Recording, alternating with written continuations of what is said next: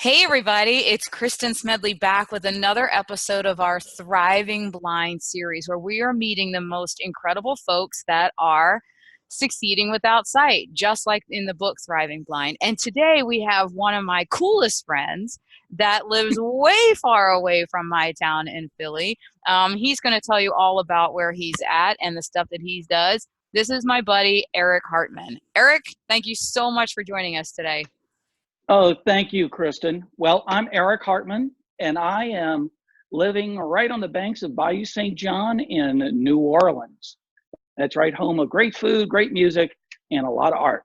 Oh, and we're gonna connect everybody with Eric's social media at the end of this, and you gotta follow him because when you want to see all the cool stuff happening in his town, and he's in the middle of all of it. It's like all weekend. I just said we're recording this on a Friday. I'm like, I can't believe you have time to do this because he's always out at festivals and the coolest stuff. So let me give you some intro into how I know Eric and what he's up to. So he is the director of advocacy for the Choroideremia. There's going to be a spelling test later. The Choroideremia Research Foundation, and he's also a visually impaired artist. A visually impaired artist with a vision. It's really cool. You'll see some of that. And actually, those of us that can see in the background of where Eric is standing are a bunch of all that artwork he created. So let's first, for folks to totally appreciate all that art that's behind you, let's talk about, give us a little synopsis of what choroideremia is and Okay, when this all happened in your life. well, choroideremia, and that's why my shirt says CHM, because it is just too hard for many people to pronounce. So CHM, or choroideremia, is very similar to retinitis pigmentosa, for those people that know that. In fact, 90% of the patients with CHM are first diagnosed as having RP. But CHM is a negative X-linked inherited retinal disease. My mother was adopted, so we had no family history of it. And it wasn't until I was 11 years old and I was walking with an art project on a big board, and I walked into my school and the janitor opened the door and I walked from bright sunlight into a dark hallway, and I walked right across other students' projects. And the good nun said either he's evil or he has something wrong with his eyes. And that's how I ended up finding out that and amazingly, I was correctly diagnosed. So this was a long time ago. This was back in the 60s. So I'm 62 now. So I ended up with choroideremia. You lose from the peripheral in, which is why you also get night blindness. And it just keeps going until it's completely gone. It holds central vision for a while. But right now, I have only 1 degree of central vision in one eye. So if I hold out my fist, I'm only seeing the back of my hand of the fist. Or it's sort of like looking through a paper towel roll. If you hold up a paper towel roll and look through the tube, that's what I see. Okay. Oh, that's a good example there to get for people to give some thought to and get their head around.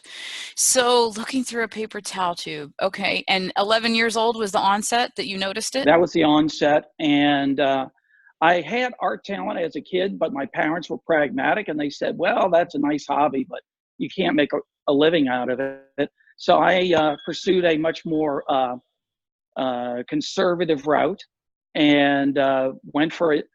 Schooling, though I did quit college for a while. I'm a travel agent, did a lot of traveling, but went back and finished up my degree as I began to lose a lot of vision in my early 20s.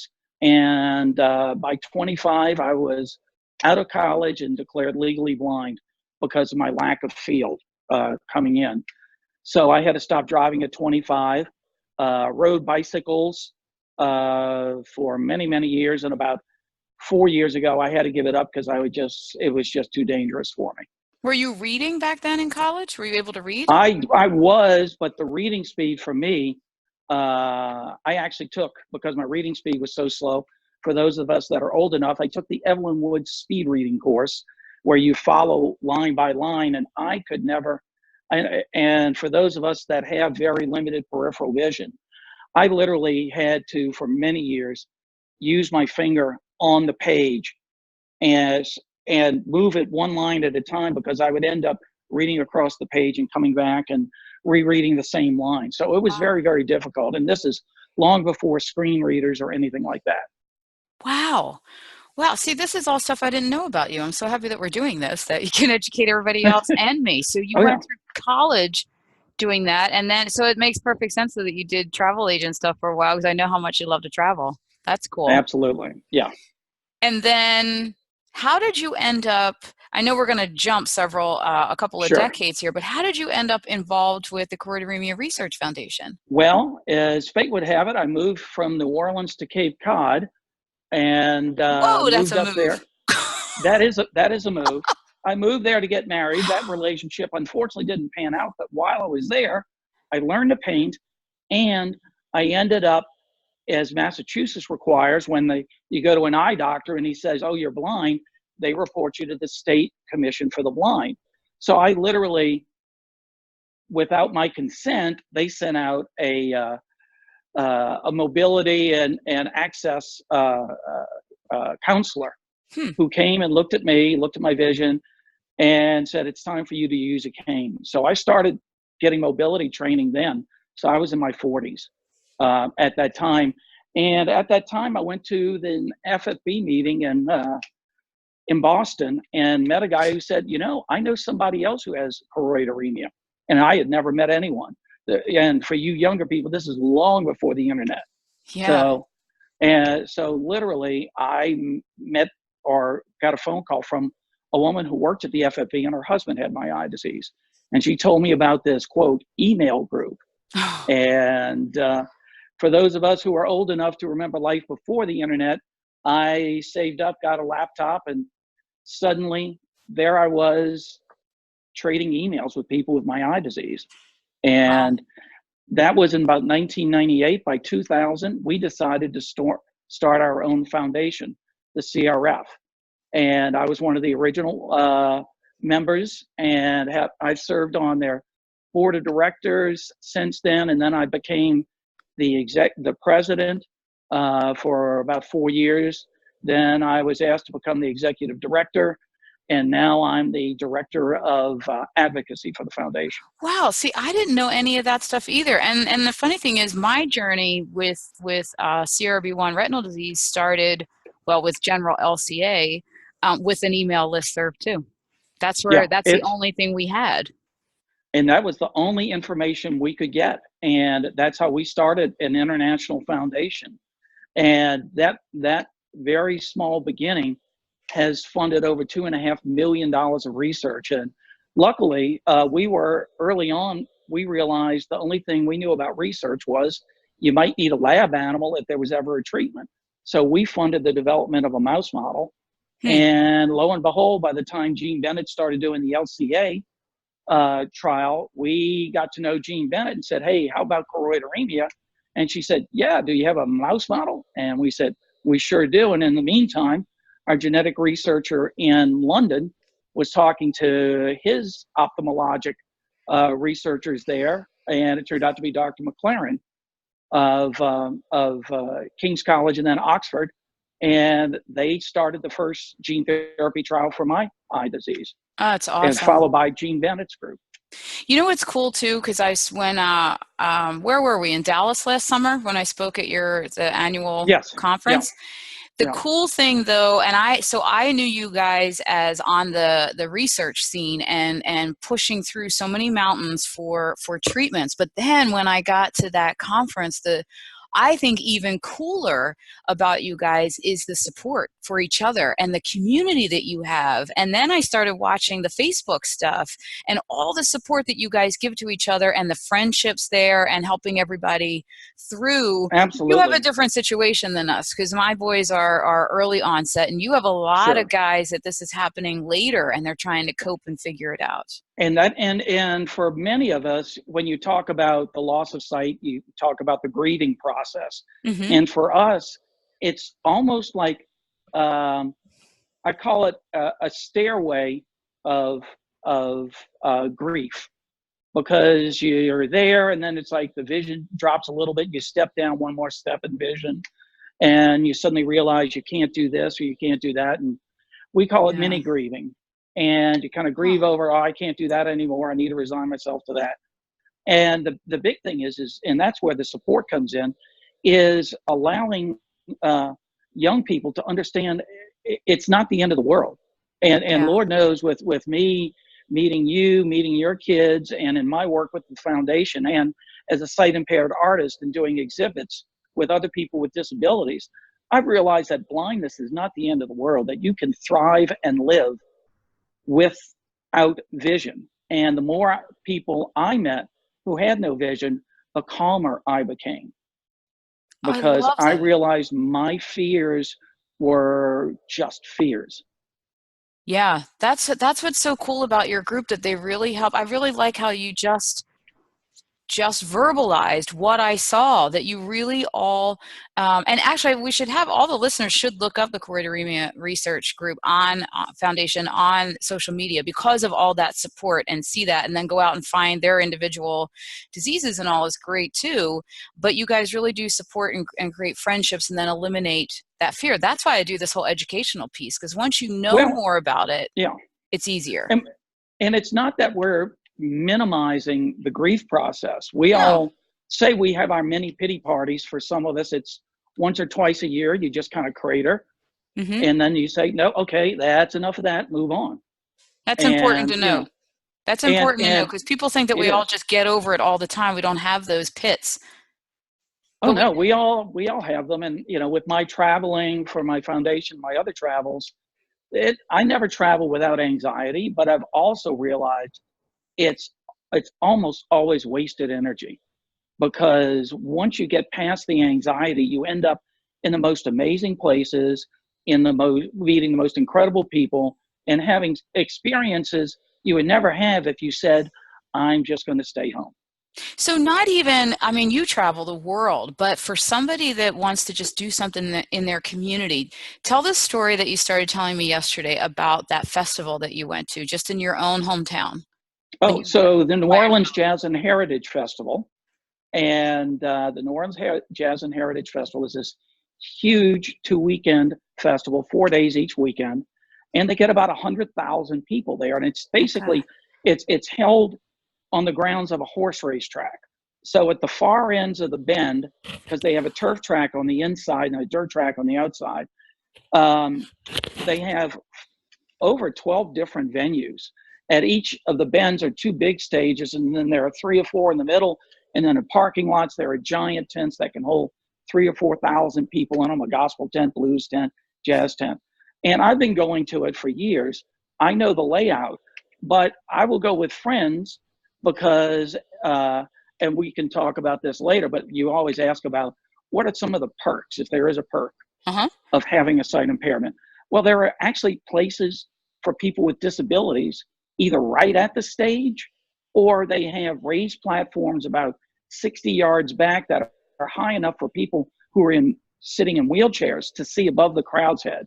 Huh. So someone who's sight impaired like I can go stand at some of the stages literally next to the photo booth and look up right there at Elton John or Bruce Springsteen. It's just extraordinary. Or you're in the back, but you're out of the crowd, and there's just this sense of peace Hmm. that as because literally, if I'm walking through a crowd, I'm only aiming at the heads. But the cool thing is, sometimes I go with friends because they like that, because you can always bring one escort with you into the disability Yeah. area. So I have my friends, oh, I want to see Dave Matthews, or I want to see Katy Perry. Like, okay, you got to be my guide for the day. You know, That's so that works. awesome. That works out. But there are other times where it just happens that none of my friends have asked, and I don't really solicit. I don't want to impede into their jazz Hmm.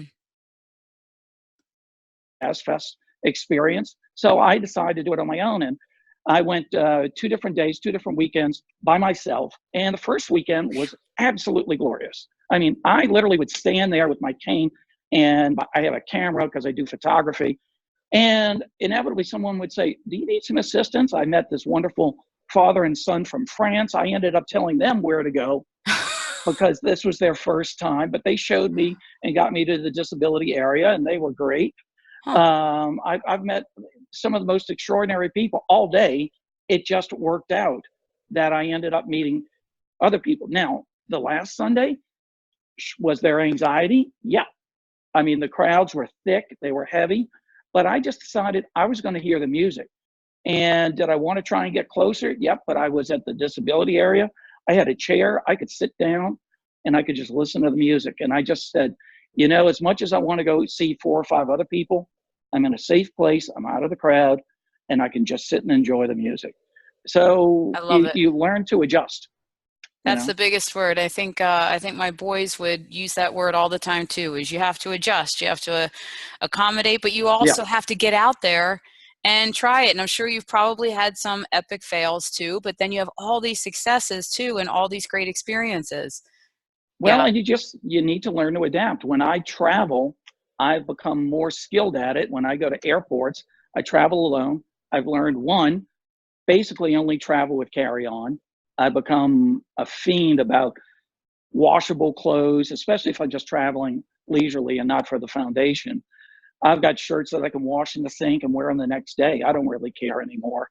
Hmm. You know, if I have the same shirt in every picture of a trip to France or whatever. But I get escorts, and it turns out in Europe, in France, for instance, if you reserve ahead of time, and I can get you that website, but it's the SCNF or SNF, you know, the National Rail Service. Oh, There is a disability web page, and once you have bought your ticket in advance, excuse me, you have to get 2 days notice to them, and they will arrange for an escort, and it becomes seamless. I wow. was going to a symposium for my foundation, and I had it all set up that people were going to meet me, and I was on a direct train from Paris down to Avignon. Well, it turned out my flight was delayed, and they put me on a train going to Lyon, and then I was going to transfer. And my French is terrible. You know, I can order a cup of coffee, you know, and ask for a beer, but you know, that's about the Hey, limitation. So well, that's I, good stuff. well, yeah, but I was sitting there, and they had the disability people, and they said, "Oh, are you going to be meeting someone? Yes. Do you have a phone number?" They called my friend, told him I'd be late when I would be getting in.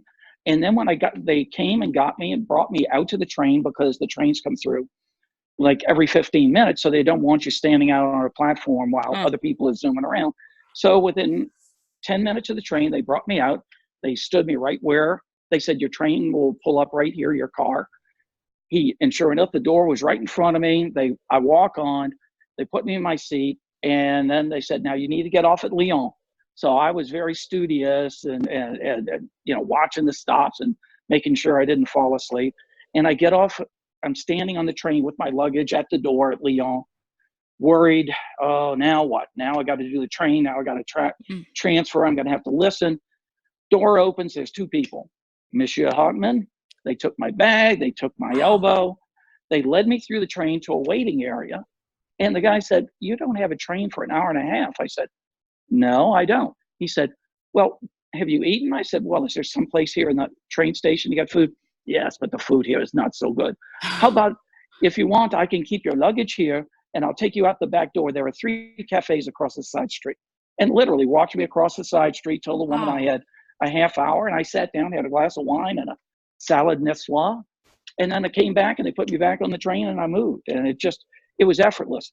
Sometimes it doesn't work out that well, but you never know. You just got to keep your wits about you. Yeah, well, that's a very good sentence there. Keep your wits about you. Now, how do you set all that? I know you're into technology and all. How do you set all that up? Are you on a laptop? I know you're on your phone I all the time. I'm on my phone most of the time. I do most of my work now, although I just bought a MacBook. So Oh, I'm yeah. going over to the dark side, as I call it. But actually, my apologies to Apple. I was a Microsoft guy for years, but it suddenly dawned on me that I was going to need, because my laptop just died, and I was going to have to either get a new Windows, and because it was going to be Windows 10, and I was using 7 because I had Zoom text and all that for version 7, I realized I was going to need to spend another $1,000 on adaptive software when Yeah. most of that function is already there in a Mac. So yeah, I do that. And one of the coolest things that happened, I started using uh, different apps, and it turns out for travel in Europe, you can book your trains on an app. And I didn't realize how helpful that was going to be until I had a problem. I landed in London. My flight, they put me in a golf cart underground, and it was like the like James Bond Oh my down this God. long hallway. Nobody but me and this guy in a golf cart, just lights and a shiny floor. I get all the way to where I was supposed to be, and I missed my flight because that took too long. Mm. So I suddenly realized I was going to miss my train and all the disability stuff. And what I ended up doing was I was panicked, but I was sitting in the disability waiting room, which Europe has in all their airports, which is great.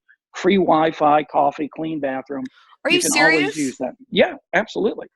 So Wow. you're out of the traffic and you're just sitting there, and they load your stuff into the computer, and they said, okay, your flight's in 3 hours or 4 hours. And I went to my app and said, I wonder if I could actually change my train, because I knew if I didn't book it now, by the time Mhm. I got to Paris, the direct trains were going to be sold out. Yeah. Pulled up my app, and sure enough, there was a little icon, cancel or change. Huh.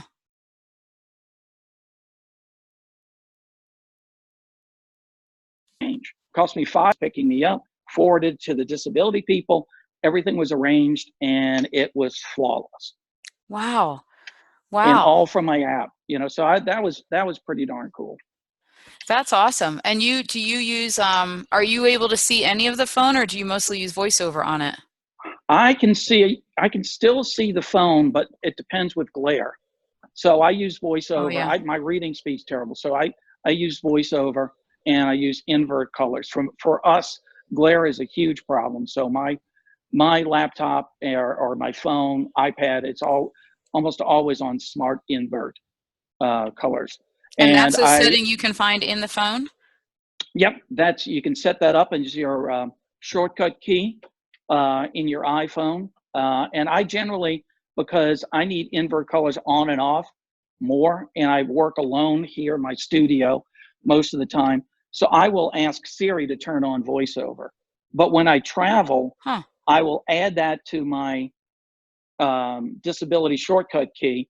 And what happens then is, instead of me just triple clicking to turn on and off invert colors, I triple click and the menu comes up, and then I need to choose voiceover. And that's better on the planes because people don't need to be disturbed by me going, turn on voiceover. And if she doesn't hear you, Mhm. it's just easy to click and turn it on and off. So that's a perfect example of one of the things that I love the most about you, Eric, is that it's like you're the hybrid guy. You use pieces of every single resource out there to make it work for everything you want to do. So many people get so hard into one way or the other, either the voiceover or enlarging the phone. It's like either or, and you're using all the different Yeah, I resources. increase fonts. There are other apps like Keynote, where if you bring a doc into Keynote, the cool thing about that is you can pinch outward, and it raises the font, but it readjusts the words. So if I need to give a talk, I can write my talk in Google Docs or Word, and then I load it in there. And if I need to zoom it out because I need to see the font bigger, Mhm. it realigns it, and the lines don't go off the page. They just readjust and stay justified within the screen. Oh, that's So it cool. becomes a mini prompter. That's cool. I'm Yeah, actually sitting here thinking that we might have to, Mitchell's time is so limited sometimes that we had to stop Tech Tuesday for a little while. We should have you guys like swapping on and off hosting that show, because it's I'd be, information that people really yeah. want and need. And you're Well, I'd so be happy familiar to with do so that. much. That would be Yeah, cool. and Zoom does allow me to bring my iPhone onto the screen, so Oh, I cool. can do that. Yeah, I could actually be talking, but also show you what my screen changes as I press. So Okay, so let's we could probably, you and I could go back and forth all day I long know. about tech. How are we But doing on time? we're doing okay. Let's I want to dive into as much as we can in the short time that we have about your photography too. I mean, we've talked a little bit about your artwork, but the photography that you do, you got to explain to the listeners and the viewers about how you do that. Well, as I said, glare is a problem. But as you'll see in the background, you see that little French car, the Deux Chevaux, and I was Uh-huh. standing there painting the field of sunflowers. And I always take a picture when I'm painting at the beginning of when I'm painting, although I don't paint outdoors or plein air as much because the glare is a problem for me. I have to paint back in the studio. But Mhm. most artists will take a picture at the beginning of the painting, and then when you stop, you take another picture because the lights and the shadows have changed. Huh. So then you have the two photos so you can work from that. And people started noticing my composition of my photography was the same composition as my paintings. And they really liked that. But my problem was as my vision started getting worse. Hold on, I've got a table here with all kinds of stuff here. I'll get my camera. Um, I can't use the viewfinder on the back, but what I can do is I can see the screen on the back of the phone. Okay. Oh, okay. So I can see that screen except if it's sunny. So I thought, how can I be out in and by the way, I also have, for those of you who are not with full vision, I have a cane, and all of us know our cane should just about be the height, I think, of our armpit. And mine basically comes up to my chin. And that's by design because I will use my cane as a monopod to hold my camera. And I actually bought a stopper. I don't know if you can see it on the end. And I put the string, I drilled a hole. So the elastic loop comes out of the side, but it gives me a flat, it's meant to go on the bottom of like a stool leg, but I can put my Oh, camera right yeah. on top, and it's at arm's length. I also should say, I'm so old, I had to have cataract surgery, and they asked me, do you want far away vision or close? And I said, I can wear glasses for far away, but for my photography, I need to be able to see within this distance to see the screen. Yeah. So I actually had cataract surgery, and I chose the close. So you're saying, okay, Eric, that's really great, but hold on, I'm stepping off camera here, and I have my hat here somewhere. Hold on, what did I do with my hat? You have a hat on your head. No, no, no, no. Oh, here it is. Got it. Okay. Oh, So that's right, the fancy one. yeah, yeah. Well, see, I have my nice Tilly hat, which is great because with a shaved head I sweat, and you can wash it. Okay, But so now for the people that are listening on our audio, this is a hat with a full brim all the way around, right? with a You're full looking. brim, and that also gives me, we all know for people with retinal diseases, it's always good to have shade.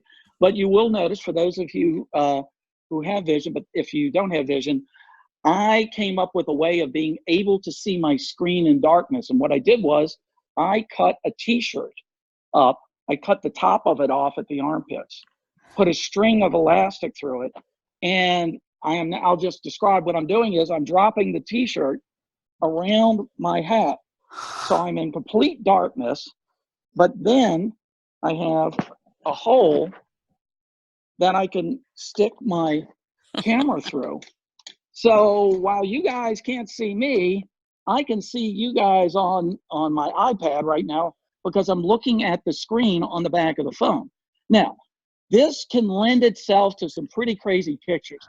So picture this. Oh, hello, how are you? Yes, no, I'm sort of broken, not so sure, you know. And I am at a photo pit, and I'm looking up at Elton John or Arcade Fire or Katy Perry, and they see a blind man's cane, kind of this burqa thing, and a lens sticking out. Your And name has I to be get, on a bunch of lists somewhere. well, first off, the security guys all come over. They're like, okay, you're in here for disabilities, but I see the camera. So I have my business cards also have an example of what my vision is versus theirs Oh, on that's the back of the smart. card. And that helps. But I get really great shots. I can zoom in, and the only problem is it gets really, really hot. I'd But I imagine. get all these, but I'll shoot, I think Jazz Fest, I shot 1,000 photos a day, but I end up with some pretty decent ones. But the other thing was, it was so hot in there in 90-degree weather. So I said, now what would be dark, somewhat pliable, but like a tunnel that could just be from my eyes to the camera? And I came up with a neoprene wine bag, which I Wow. then carved and hand sewed. And I can put my camera inside this little tunnel, and then I take my glasses off. Let's see, hold on. And the I know we're strap of running the out of wine time. bag is around your neck.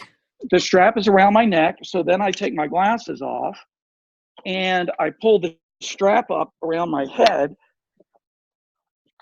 and now You're like a I know genius. it looks crazy, but I call it my photo trunk or the photo tunnel. But I can stand here, I can breathe, feel the cool breeze, but I'm still seeing, I can zoom in, zoom out. I'll need to take a picture of this and send that to you. Yeah, the blind guy taking pictures of himself I'm on gonna a, take one of okay, you taking one. there you go. So, Turn to the right a little bit and I'll get a good shot. There you go. Oh my yeah, gosh.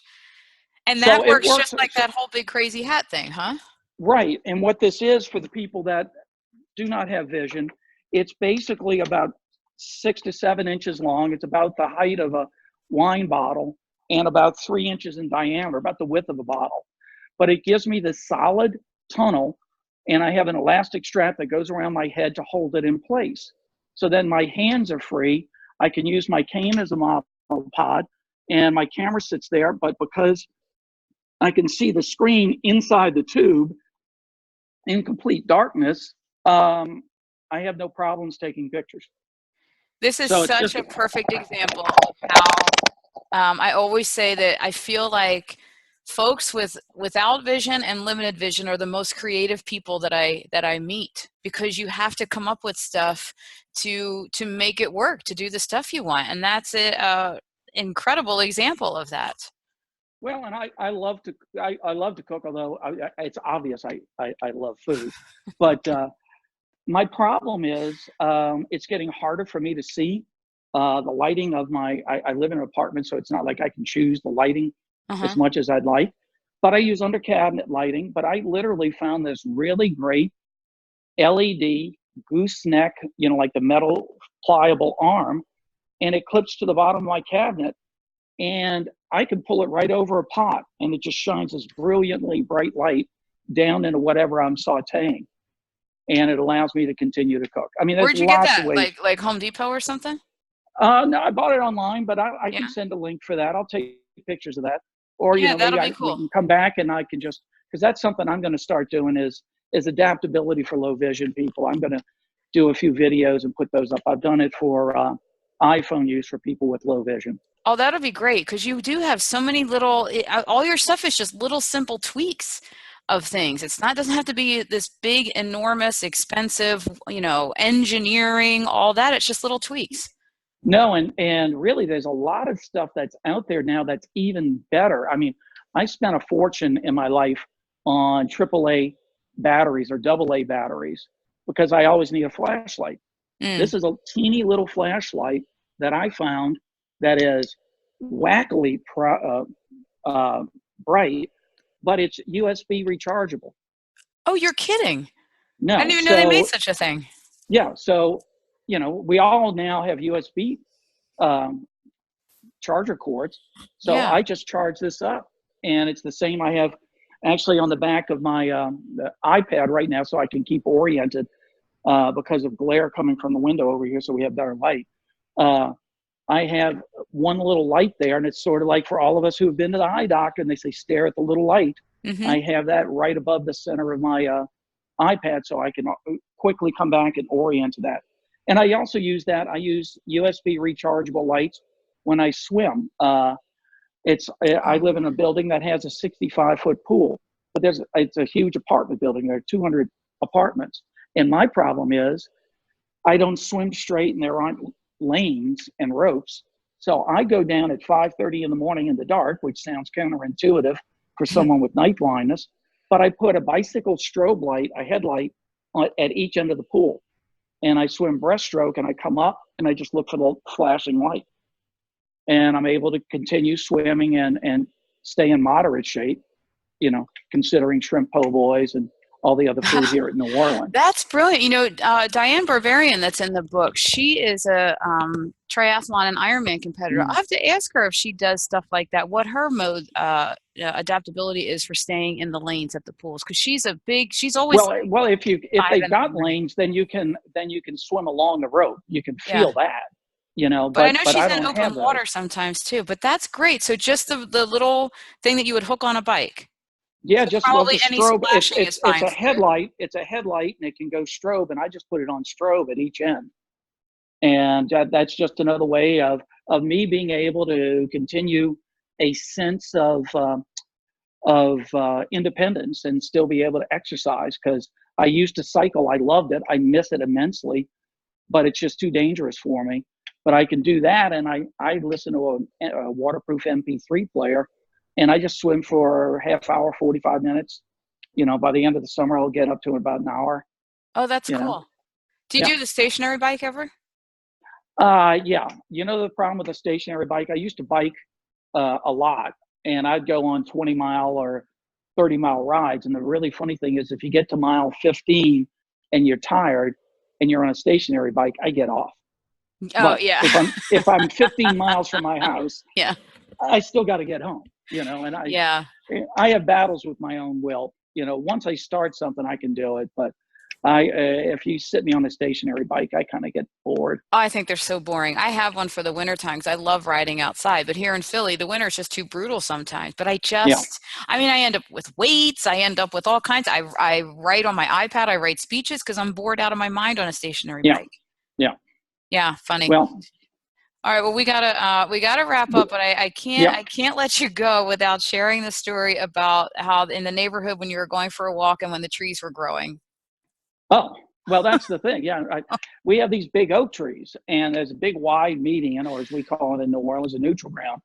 And it became more and more evident that my city, well, we knew the city was having financial trouble, and they weren't trimming the trees. So for about 10 years, these trees just kept growing. And I realized for me to see the traffic, I was almost needing to step out into the street. And I just said, this is not good. And went up there and I started to just break branches off. And that was really ineffective. And one day I went to get, I have cordless screwdriver that died, and I went to buy another one. And for like $40 more, I got a whole bag of tools, including something dangerous called a sawzall. And it looks like a jackhammer, but it has one big saw on the end. And there I went out there, the blind guy with the saw, and I would walk up to the tree. Once I was, and with my central vision, I could see a few of the branches. And I would get to where the branch was right in front of me, fold up my cane, and then just start cutting branches. And I trimmed probably 25 trees Wow. over a 3-block area. And people were just like, way to go, young man. Hey, Or if people would someone's come gonna up and get say, something done, it's you. you know, and now the trees look perfectly fine, and I can see the traffic, and it's a safety thing. You know, Hey, I if your was just city isn't gonna make it work, you gotta make it work. That's well, so I great. figured when they came to cut the grass that we're going to be a little aggravated with all the branches. I just dropped them. You know, I wasn't cleaning up. I just made a big mess, but the trees were good. You know, Hey, and then you weren't getting hit in the head when you were trying to walk through them. Oh, absolutely. Yeah. oh, I hate that we have to wrap this conversation up because it's always so fun to talk with you. But let folks know. I want to make sure everybody knows where they can find you and find all this information that you have out there too. Well, I'm Eric Hartman, and I am on Facebook in New Orleans. You'll see me there, and I also have a web page for my art that's also linked to that. Eric Hartman on Facebook, and you can go to my website. My nickname is Artman. My last name's Hartman, and if you drop the H, it becomes Artman. So my website is art-man.com, and you can see all examples of some of my paintings and some more of my photography. You'll see pictures of the musicians, and I've got some of that also on Facebook. So look for it. If anybody wants to friend me, just click on there, and I'm there. Awesome. And people can reach out to you if they have especially questions about their retinal diseases and Sure, stuff sure. like that. My email address is Eric Hartman. That's EricHartman at curechm.org. That's CURECHM.org. Love it. And you're coming to my town soon, right? I'll see you in I Philly. will be in Philly. We're having our International Science Symposium there on the 6th and 7th. Then we are going to have a whole group of riders in the $1 Million Bike Ride with UPenn on Saturday, and we've got a board meeting on that Sunday. And then that evening, I'm taking a bus to Stroudsburg, Pennsylvania, where I have a friend who has a beautiful home on a lake, and I'm going to spend a week up there as a blind guy sailing on a lake, because he has this nice big yellow boathouse, and the rest of the lake is all green. So the blind guy can sail and sail and sail. I can see the trees and the shore, but it's like, now where did I need to go back to? And well, there it is, that big yellow building. Okay, I'll go there. How nice of your friend to have a house that you can find. Let's buy a house that my visually impaired friend can find. That's Well, awesome. it turns out it's been in his family since the 1900s. So, I just am fortunate to have some really wonderful friends. Very cool. All right. Well, thanks so much for the fun here today, and I'll see you in Philly soon. That sounds good. And again, anybody who has any questions, I'm happy to give whatever insight I can for low vision adaptability with iPhones, that sort of stuff. Cool beans. Thanks, Eric. All right. Thanks. We'll talk to you later.